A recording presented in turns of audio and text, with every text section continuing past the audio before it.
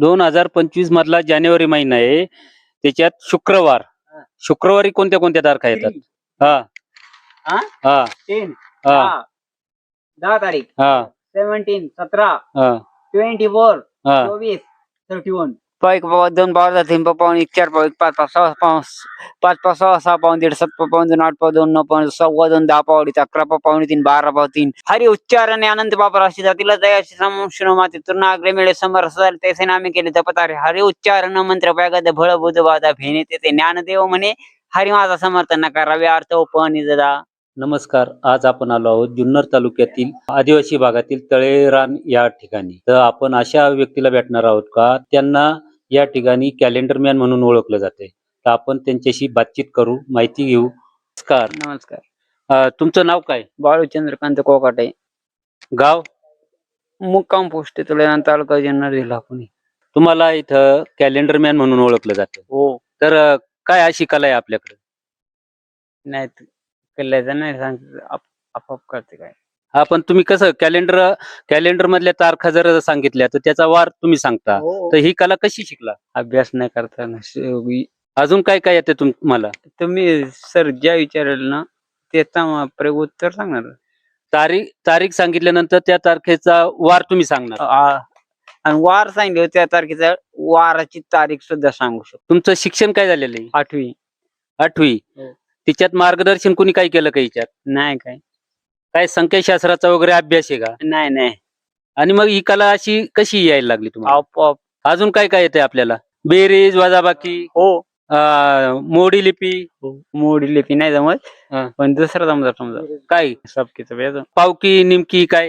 पावकी, नेमके, सवा के, दीड के, 2.5 3 के, 3.5 के, आउट के पर्यंत सर्व येतं का? हो. पाडे 30 पर्यंत. 30 पर्यंत पाडे येतात. हो. तर आपण आता कॅलेंडर घेतले, 2025चं कॅलेंडर आहे. आपण बाळू मामांना तेच विचारणार आहोत.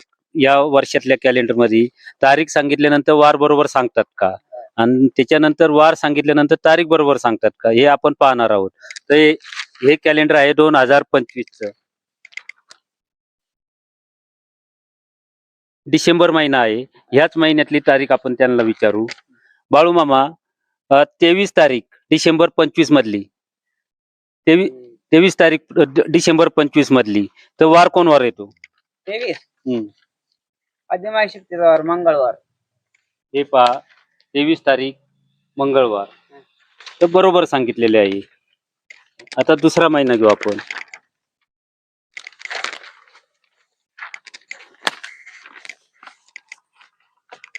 दोन 2025 मधला मार्च महिना.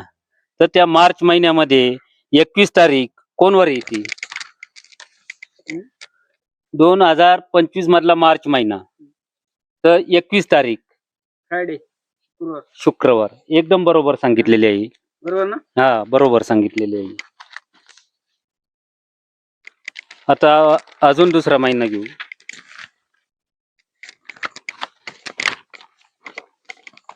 जुलै, 2025 जुलै. तर या महिन्यामध्ये 22 तारीख कोण वार येते? 22 तारीख जुलै 2025. 22. हा 22 ना? हा 22. 22 ना? हा, मंगळवार. हे पहा, बरोबर सांगितलेले आहे. आता आपण वार विचारू. जरा गाठून घ्या आज याला.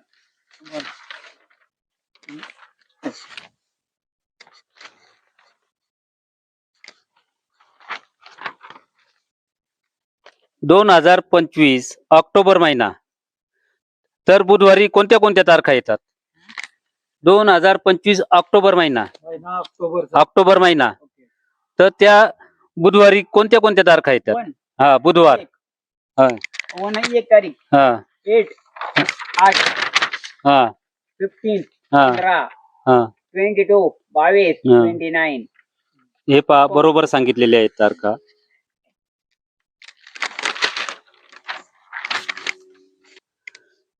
दोन 2025 जानेवारी महिना. 2025 मधला जानेवारी महिना आहे. त्याच्यात शुक्रवारी कोणत्या कोणत्या तारखा येतात? हा हा 10 हा 10 तारीख. हा 17 17 हा 24 हा 24 31. एकदम बरोबर सांगितलेले आहेत बाळू मामांनी. हा बाळू मामा, हा. फेब्रुवारी 2025 या महिन्यात 25 तारखेला वार कोण वार येतो? 25. फेब्रुवारी. हा फेब्रुवारी ना? हा अधिमास शुक्रवार मंगळवार. आहे ना? एकदम हा एकदम बरोबर. अजून एक महिन्याची तारीख विचारू आपण. मार्च 2025 तर 24 तारखेला कोण वार येतो? इंडिया म्हणजे सोमवार. सोमवार. हो बरोबर ना? हा बरोबर, एकदम बरोबर सांगितले. बाळू मामा, 2026 जानेवारी या महिन्यामध्ये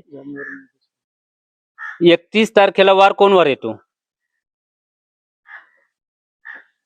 26 तारखेचा आहे. हा 2026 जानेवारी महिना हा. 31 तारखेला वार कोण वार येतो? शुक्रवार शनिवार. शनिवार. एकदम बरोबर. जानेवारी मध्येच 2026 जानेवारी महिन्यामध्ये 28 तारखेला 28 तारखेला वार कोणता येतो? वेन्सडे बुधवार. एकदम बरोबर. हे पहा, एकदम बरोबर आहे.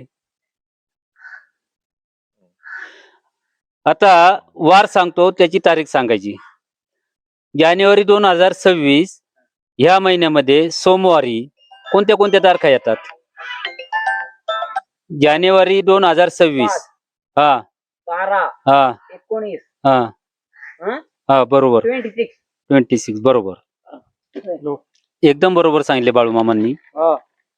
आहे तर यांचा अजून सुद्धा दुसरा एक अभ्यास आहे. अभंग येतात त्यांना, पावकी निमकी येते. तर हे पावकी निमकी जुन्या काळामधली होती, ती सुद्धा या बाळू मामाला आज पण पूर्णपणे येते. आपण त्याच्याबद्दल माहिती घेणार आहोत. बाळू मामा, तर पावकी निमकी येते का? हो. म्हणून दाखवता का? हो. बघा म्हणून दाखवतात ती. हे माझ्या क्यों ह्या हा पाव पाव 2 पाव 3 पाव 1 4 पाव 1 5 5 6 पाव 5 पाव 6 6 पाव 1.5 7 पाव 2 8 पाव 2 9 पाव 1.25 2 10 पाव 11 पाव पावणे 3 12 पाव 3 13 पाव 3 14 पाव 3.5 15 पाव पावणे 4 आणि 16 पाव 4 17 पाव 4 18 पाव 4.5 19 पाव पावणे 5 20 पाव 5. अजून बेचे पडे. बेचे पाडे. बारीक बार 24 बार 34 बार 44 बार 59 बार 72 बार 70 80 बार 96 बार 88 बार 22 धन्यवाद. अजून तुम्हाला परमार्थामध्ये काय काय येतं? हरिपाठ येतो सांग को हरिपाठात म्हणलं कोणता अभंग सांगितला तो येतो. हरिपाठामधले कोणते पण अभंग सांगितले ते बोलणार. हो. तर 12 नंबरचा अभंग हरिपाठामधला. हरि उच्चारणे अनंत बापर अशी जातीला दयाशी समुष्ण माती तृणाग्रे मिळे समर सदाल तैसे नामे केले जपतारे हरि उच्चारण मंत्र पैगद भळ बुध बाधा भेने ते ज्ञानदेव म्हणे हरि माझा समर्थ नका रवे अर्थ उपनी जदा. बरं, असं विचारायचंय बाळू मामा, हा. तुम्हाला हे कॅलेंडरची माहिती, हा. हे कॅल्क्युलेशन, गणित कसं सांगितलं जातं, कसं करता तुम्ही? ही नाही विद्या कशी येते? विद्या सांगितल्यानंतर तो त्या महिन्यातल्या कोणत्याही महिन्यातली तारीख जर सांगितली तर त्याचा वार तुम्ही सांगता लगेच. हो तर ते लगेच कसं काय तत्पर सांगितलं जातं? तत्पर कळत दिसते काय काय असं अशी काय विद्या आहे? काय कोणी काही शिकवलं का? नाही मार्गदर्शन? नाही काहीच नाही बाबा. मग ही विद्या कशी यायला लागली तुम्हाला? आपोआप आपोआप जमते कंच. कधीपासून? पहिल्यापासून किती वर्ष झाली? हा? किती वर्षापासून? 10 ते 12 वर्ष झालं. शाळेपासून होतो ना, शाळेत हा. खटकाळायला होतो ना, तेव्हापासून येत समजा मध्ये शाळेत असतानाच? हो. बरं, याचा उपयोग तुम्ही गावामध्ये वगैरे फिरता, लोकांमध्ये वगैरे जाता, तर याचा उपयोग काय होतो का तुम्हाला? होतो. तारीख वगैरे जर माहिती नसेल किंवा काय तर ते विचारलं तर सांगता ना तुम्ही? हो. तो लोकांना फायदा होतो का? बरं, आता नवीन शाळेतल्या पोरांना कोणाला जर ही विद्या जर शिकायची असेल तर तुम्ही मार्गदर्शन करू शकता का? करतो. ते होते बाळू मामा. तर त्यांची कॅलेंडर मॅन म्हणून इथं ख्याती आहे. त्या नावाने ते ओळखले जातात. कॅलेंडर मॅन किंवा कॉम्प्युटर अशा नावाने ते ओळखले जातात. तर त्यांची ही विद्या वेगळीच आहे. तर ते कॉम्प्युटरला किंवा आजच्या युगामध्ये काही आकडेमोड करताना वेळ लागतो, त्याच्या अगोदर ते उत्तर देतात. ही आजच्या युगामध्ये लाजवणारी गोष्ट आहे. का बुवा एवढ्या झटपट हे सांगितलं जातं. तर ही शिक्षणाचा विचार जर केला तर फक्त 8वी शिक्षण झालेलं आणि वय आहे 41 आता. तर ते एवढ्या तत्परतेने उत्तर देतात. तर हे आजच्या युगात समजून घेण्यासारखं आहे. तरुण पिढीने वगैरे त्यांनी यांचं मार्गदर्शन घेतलं पाहिजे. ही आजच्या काळाची गरज आहे.